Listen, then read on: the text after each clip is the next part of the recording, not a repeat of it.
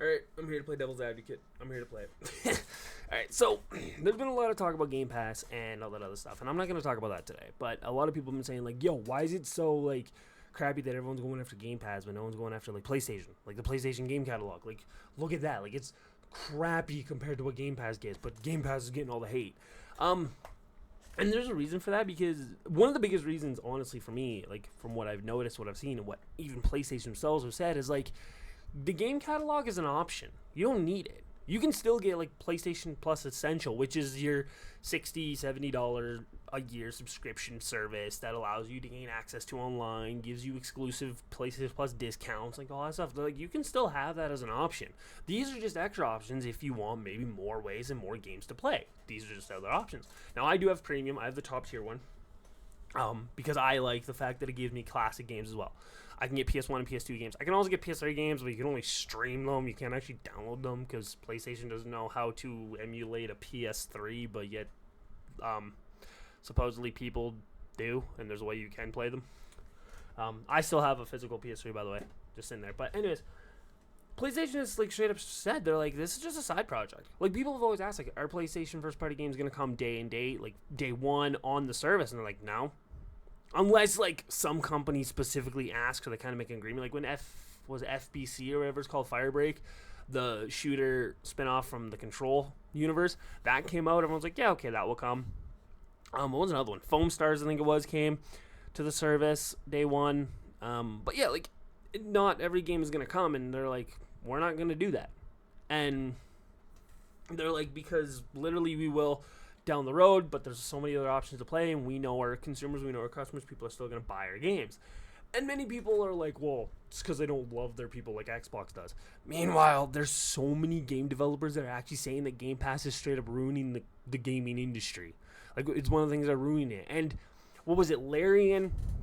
I mean, use Larian as an example. They didn't put Baldur's Gate 3 on Game Pass. And I was like, why the frick are they not doing that? Why didn't they put Baldur's Gate 3 on Game Pass? What is wrong with Larian? Do they not like money? No, they like money. That's why. The director of Larian straight up came out and was like, Xbox offered us $5 million, period. That's just it. Just $5 million. That's it. One-time payment to have our game on Game Pass. And we're like, no, our game is worth so much more. Look at the numbers we're producing on PlayStation and on Steam, and on PC. We are better than $5 million. And they're like, okay, yeah, whatever, your loss. They upload the game to Xbox. And I think it was like within the first 5 days of it being there, they made their $5 million. In the first 5 days. And they're still making more because the game is not on Game Pass. And there's a lot of other companies who are like, it's not viable. If you were a big company, it's not worth it to put your game on Game Pass. If you're a smaller company, like say you're a small dev of like 10 people, you put out a game and Xbox comes to you and is like, yo, we'll give you like $750,000 or we'll give you like, say, $1.2 million to put your game on Game Pass. Then that's nice because it's like, hey, we're a small team of 10 people. That is a huge budget. We can then improve and make a better second game. Then that's nice. But not when you're a big company, because then all of a sudden the numbers don't do well or whatever. And my favorite one, my biggest one I wanna just hammer at for people. And I need to just get some numbers here. Because this is funny. Hang on. 2. Gotta get the numbers correct here. Oh, that is. Yep. So I'm doing all of these numbers in okay, so you're getting this all. Alright, I'm doing all these numbers in Canadian, which will make more sense in a second here. Okay. Nope. So, I got the numbers now. Many people have come out and been like, oh, but, you know, Forza Horizon 5. I'm going to use that for an example. They're like, the game came out on PlayStation, and it only sold right now it's at just over 2.2 million copies. There's no exact number, but it's 2.2 million. And they're like, but meanwhile on Xbox there's 45 million players. So was it really viable and profitable to put it on PlayStation, really?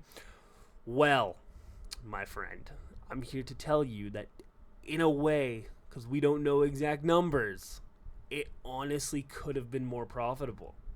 And here's why. Over 45 million players on Xbox for Forza Horizon 5, and that's from Xbox One and Xbox Series S and X, whatever. However, I'm going to show some things here, right? We're going to show some Try to get this all figured out here. I gotta do some movement around here quickly. Zoop, zoop, boop. Yeah, you're getting all this live. I'm not editing any of that out. Anyways. So. This is just, yes, Google AI, whatever. Just a quick overview. While the exact number of Forza Horizon 5 players specifically on Game Pass are not publicly available, it's estimated that a significant portion of the game's players' access to it through Game Pass. Reports suggest over 45 million players worldwide. Given it a popular title in Game Pass, it's likely a large percentage of those players utilizing the service to play the game. So, 45 million people, but a huge portion of it is on Game Pass. So let's just say, what if all of a sudden numbers somehow come out? All of a sudden somehow numbers come out, and it's like, oh, only 1.1 million people bought the game. Didn't use it through Game Pass, but 1.1 million. Already you've technically sold more copies on PlayStation than you have on Xbox. But these numbers aren't coming out. They aren't. They will not give you exact numbers. But you aren't given, like, if someone downloads the game through Game Pass, you're not given the quote-unquote, I'm doing this all in Canadian, by the way, in Canadian dollars, and this game is $80 Canadian. You wouldn't be getting that $80 because someone downloaded Game Pass. You would just be like, yo, it's coming to Game Pass. Here's like, I don't know, we'll just say a rough estimate, like $15 million. We'll like, here's $15 million to have the game on Game Pass. That's what you get. Good luck. And then everything else you're kind of relying on, like you get a small portion of everyone. When they pay a subscription fee, you get a small portion of it because your game is on Game Pass, or anything that they buy through DLCs, expansions, things like that, that gets put into your account. So the game, in a way, Game Pass, not so much. But many people are like, oh, well, it's like the most profitable thing, blah, blah, blah. On the PlayStation, it's 2.2 million people. Now, you cannot, okay? Forza Horizon 5 has generated over 100 million in revenue on the PS5. I have a rough estimate number right here, okay? So over 2.2 million copies. And you see, it's generated over roughly 100 million in revenue. Over 100 million. Because there's no way to have it through a subscription service on PlayStation. You have to buy the game. So if we did it, okay, this is all in Canadian currency. 2.2 million people, and then $80 a game. So 2.2 million times 80 is 176. So roughly, as of when this came out, when this number came out, which was around June 4th, okay? We'll say it's roughly around June 4th. Or whatever. It is generated, and this is roughly around that time, $176 million. That's rough. That's rough estimate. So $176 million from this. Now, if, say, they sold only like 1.1 million copies on Xbox, because everyone else got it through Game Pass, they've made less money from their native platform than they did on their PlayStation. Now, it's even wilder, all right? Forza Horizon 5 has sold an estimated 6.2 million copies on Steam. One source suggests the game generated over 250 million in revenue on Steam. If we did the Canadian numbers, 6.2 million times $80, $496 million in revenue. On Steam and PlayStation. Xbox, we don't know. So, why is Game Pass so crappy? Why is some industries not liking it? How come PlayStation's thing being the way it is and the money it is, how come it's not getting as much hate as Game Pass? Because PlayStation uses it as a side hustle. PlayStation didn't take all their eggs, put it in the game, in the extra and premium basket and go, this is our new strategy. This is what we're doing. Xbox did with Game Pass. Xbox straight up got rid of Xbox Live, and you have to buy a tier of Game Pass. Whether you buy just PC-only Game Pass, whether you buy console-only Game Pass, whether you buy Ultimate, whether you buy Game Pass Standard, which gives you like 10 games. You have to buy a type of Game Pass in order to have Xbox Live. So the reason is because Xbox has put all of their eggs into Game Pass, didn't use it as a little side thing. They did use it as a side thing for a bit. It was like, wow, look at how profitable it is. This is huge. This is amazing. This is the future. Let's put everything into it. Let's not slowly ease our way into it now. Let's just go whole hog into Game Pass. And now all of a sudden you're realizing, oh, oh, we're not getting the return that we thought because we're just giving people a one-time payment for their games. They go, nah, I don't want it on Game Pass anymore. Then it's gone. And then people don't buy the game. I remember for the longest time, I'm just going to say there's a podcast I watch, it's a smaller one. They're called Top Down Perspective. There's one guy, his name is Sean, one of the guys on there, Sean Booker. He actually said at one point in his life, he was like, if it's not on Game Pass, I'm not playing the game. He's like, this new game comes out, it looks cool. It's not coming to Game Pass, so I don't care. And then all of a sudden that game doesn't do well, doesn't sell, all that studio's layoffs and shut down. And I'm not saying it's his fault, because it's not. I'm not going to blame him. He's actually a great guy. I've talked to him before. He's pretty cool. But it's not like one of these situations where it's like Game Pass isn't going to be a viable option. And many people are like, right now, many people have actually said, like, there was a guy who's a huge Xbox diehard. His name is Paris Lilly. He said, he's like, right now I have the service, and as a consumer, it's great, it's wonderful, it's amazing. I'll be honest, I have it too. Right? I'm gonna crap on something I have. I am TC, part of the problem, golden.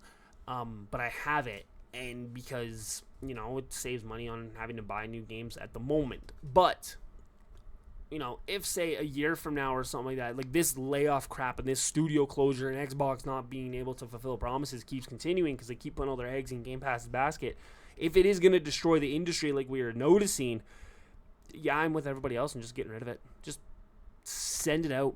Be gone with it. Let it go away.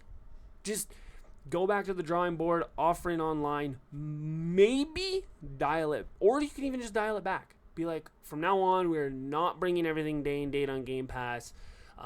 We're gonna, lower the cost of it. We're only gonna have whatever's on there still gonna be there. You can still play those games, but we're gonna maybe, this is gonna sound bad, talk to PlayStation. Take a page out of their book. Like a PlayStation first party game, like God of War Ragnarok recently got added to it. God of War Ragnarok came out like 2 years ago. Like, wait like 2 years before the game comes out because then it gives the other people time to be like, yo, there's actually a good game. I want to support Xbox. I'm going to give them money. That's what the best option would be. And that's what PlayStation does. And they still do amazing with their numbers. And I know everyone's going to be like, well, but Sony does layoffs all the time and stuff like that too. Every company does layoffs. We are entering a recession from the COVID era. Okay, the COVID era, it's like the stock market back in the 1930s.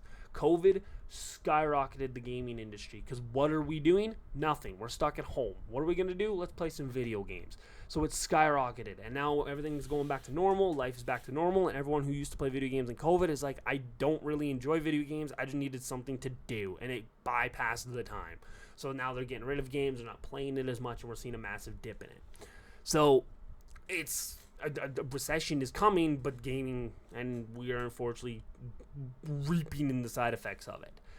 But yeah, honestly, I agree with a lot of people where it's like right now Game Pass is cool and it's great and it's a good value, but if it is going to continue to keep destroying the industry and Microsoft and Xbox is going to keep making the stupid decisions they are right now, it is in their best option to just straight up get rid of it. Just end it. Go bye. Bye-bye. Get it out. Leave it. Anyways, that is done for me. That is my little rant. Thank you so much for watching. You guys are awesome. You're amazing. I love you all. And I will see you all in a while. Because the day you are seeing this, I am leaving to go on vacation for a bit. So I will not be back. Maybe I'll do a big, hour-long Nerds Paradise of all the news stories that I want to talk about. But anyways, thank you so much for watching. You guys are awesome. Love y'all. I'll see you.